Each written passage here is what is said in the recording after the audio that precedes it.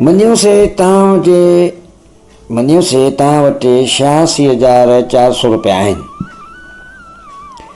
ऐं तव्हां उन मां तव्हांजी उनजी 10 रुपए जी चोरी थी वई